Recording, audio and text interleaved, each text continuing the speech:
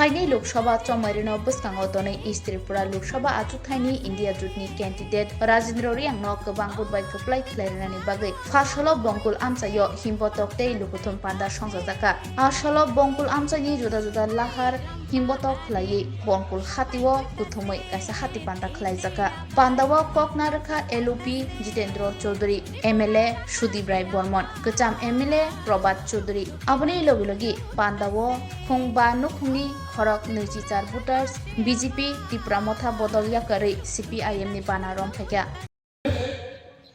বহুদলীয় রাজনৈতিক বা গণতান্ত্রিক ব্যবস্থা এটাই ভারতীয় গণতন্ত্রের ভারতীয় সংবিধানের তার সৌন্দর্য বা তার শক্তি এবং এই বহুদলীয় গণতন্ত্রে কি নির্বাচনের ময়দানে বা রাজনৈতিক ময়দানে লড়াইটা হতো কর্মসূচিগত। আমরা বর্তমান রাজনৈতিক পরিস্থিতিতে একটা কঠিনতম দায়িত্ব, পবিত্র দায়িত্ব, কিভাবে এটা এসে পড়েছে আপনারা শুনেছেন। আমি সেই কথাগুলো পুনরাবৃত্তি করব না। আমি শুধু কেন আমাদের এই ইন্ডিয়া ব্লক, ইন্ডিয়া মঞ্চ তৈরি করতে হলো, এই ত্রিপুরাজ্যের মানুষ আমরা একটা সময়তে কংগ্রেস এবং সিপিআইএম এর মধ্যে পঞ্চায়েত থেকে লোকসভা আমরা প্রতিদ্বন্দ্বিতা করতাম, লড়াই আমরা করতাম। কি পরিস্থিতিতে শুধু আজকে ত্রিপুরাজ্যে না, সারা রাজ্যে, সারা দেশে আমরা একসাথে দাঁড়িয়ে হাতে হাত ধরে এই বিজেপিকে পরাস্ত করার জন্য এই কঠিনতম এবং মূল্যবান সিদ্ধান্ত নিতে বাধ্য হয়েছি।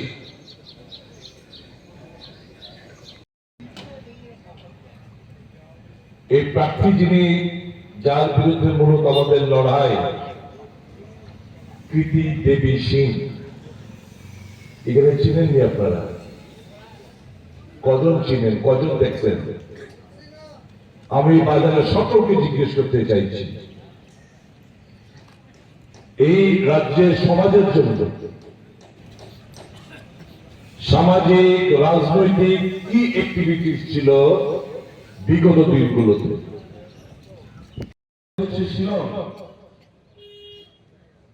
তারপরে বিবাহ সূত্রে দীর্ঘদিন আগে ছত্তিশগড়ে ওনার বসবাস।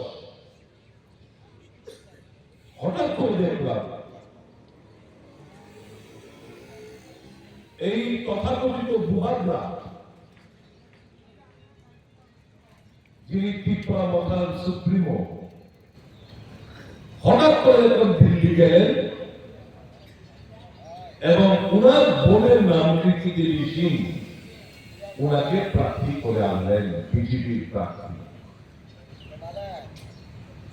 এর আগে গত বিধানসভা নির্বাচনে বিভিন্ন সময়ে এই তথাকথিত ভূভাগরা কি বলতেন?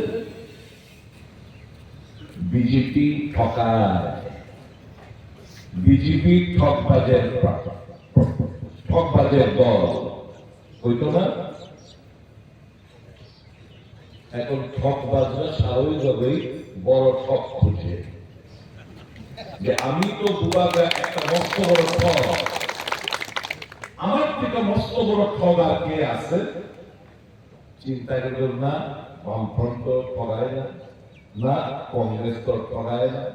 কংগ্রেস তো জাতি, জনজাতি, গরিব, শ্রমিক, কৃষক, মেহনতি মানুষের কথা কয়, এরকম মানুষের ঠগাইতে পারে না।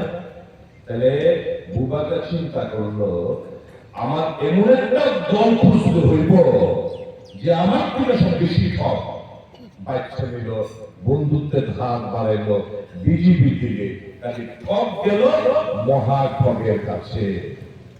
বন্ধুত্ব হলো এই নির্বাচনকে কেন্দ্র করে। কিসের বিনিময়ে? কি ডিমান্ড? কি বলতো বুবাগরা, তথাকথিত বুবাগরা? খামসা, one last fight,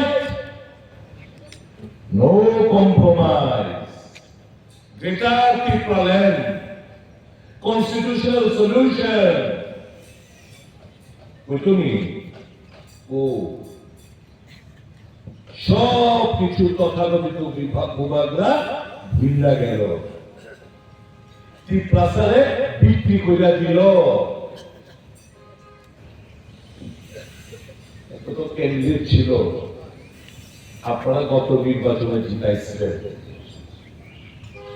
সে ত্রিপুরী কমিউনিটি, রেবতী মোহন ত্রিপুরা, আজকের দিনেও সে মেম্বার অফ পার্লামেন্ট। ওই খানসা খানসা না কইতো, ত্রিপুরী বাদ, মগ বাদ, রিয়াং বাদ, সব বাদ, তারপরে কয় খানসা খানসা খানসা। এই খানসা খানসা কইয়া আর বাঙালি যারা আছে তাদের কিন্তু সে বরাবরই ঘৃণা করত। এই খানসা খানসা কইয়া সে সব ত্রিপ্রাসার জনগোষ্ঠী সবকিছু বিক্রি করে দিল, অর্থের কাছে নতজানু হয়ে গেল। আমি এমন তথাকথিত ভূভাগরা দেখি নাই যে ক্ষমতার কাছে এবং অর্থের কাছে সে নতজানু হইয়া পড়ে, হাঁটু বাইরা যায়। এমন ভূভাগরা ত্রিপুরা রাজ্যে এর আগে কখনো জন্মগ্রহণ করে নাই। মুথালিগড় বিজেপি অঙ্গই প্রার্থী মোঠার লোক বিজেপির হয়ে প্রার্থী দিয়েছে।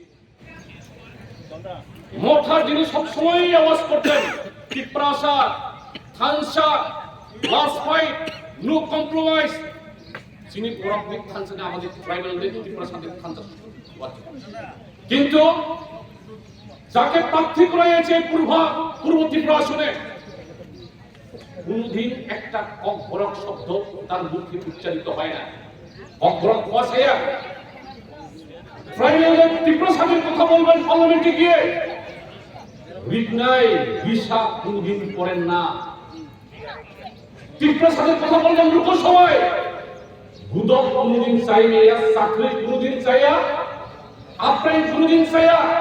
এরা ত্রিপ্রাসাদের কথা বলবে, যিনি করেছেন লোকসভাটা ত্রিপ্রাসাদের কথা বলার জন্য 14 লক্ষ মানুষের এই ত্রিপুরা রাজ্য থেকে একটা লোক না ত্রিপুরা মথা না বিজেপি খুঁজে পায়নি। ওই 36 থেকে ধারা করে উড়িয়ে ত্রিপুরা রাজ্যের এই পূর্ব ত্রিপুরা প্রার্থী করেছে। আপনাদের সমর্থন করো। আগামী 26 এপ্রিল লোকসভার নির্বাচন হতে যাচ্ছে। আমাদের এই পূর্ব ত্রিপুরায় সিপিআইএম মনোনীত, ইন্ডিয়া ব্লক সমর্থিত কমরেড রাজেন্দ্র রিয়াংয়ের সমর্থনে আজকে আমরা ছাত্র মহকুমার এই বঙ্কুর পুরান বাজারে আমরা মিছিল, তার সাথে আমরা সভা করছি। এই সভার সভাপতি